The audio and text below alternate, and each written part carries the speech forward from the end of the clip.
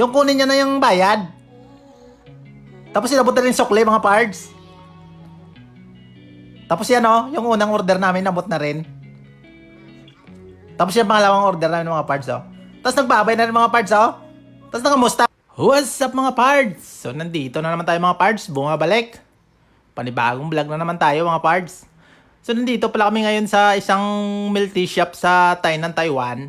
So napapansin nyo, yun So kakaiba to na milk tea shop mga pards. Kasi yung bantay, tiger.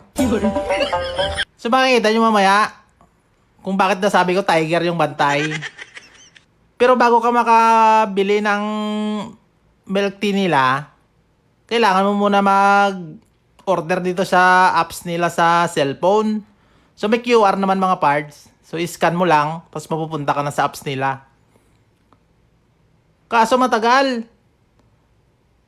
Kasi naka-Chinese. So hirap na hirap kami. So kanina pa yung partner ko naiinis na siya. So siyempre ako, chill-chill lang dito ako kasi nag-antay lang ako ng kung ma-order na o hindi. Pero ma-order naman talaga mga pards. Kaso kailangan mo lang talaga, intindihin yung sulat na Chinese. So ang ginagawa namin, tila-translate pa namin. So antay lang tayo mga pards So kakaiba to mga pards na milk tea shop. Ikaw ba naman milk tea shop, tapos yung bantay tiger. So mamaya mga pards, pakita ko sa inyo So yung partner ko, nakunot ng no. Pero sabi niya kaya to. Tingnan nyo mga pards yun Walang kabantay-bantay na tao mga pards. Tapos ayan mamimili ka lang dyan ng Tapos yan yung menu nila mga pards yan. Tapos ito yung butas, iabot mamaya ng tiger. Tapos kinuha na rin mga pards yung bayad namin. Tapos binigay niya na rin yung straw sa amin mga pards. Di ba? Tiger na tiger mga pards Nakita niya Tapos yan mga pards, sukli na rin siya Tapos wait na lang namin mga pards yung order namin. So ayan na mga pards, inabot niya Tapos may isa pa. Ayan, pangalawa. Ayun, nagbabi mga pards.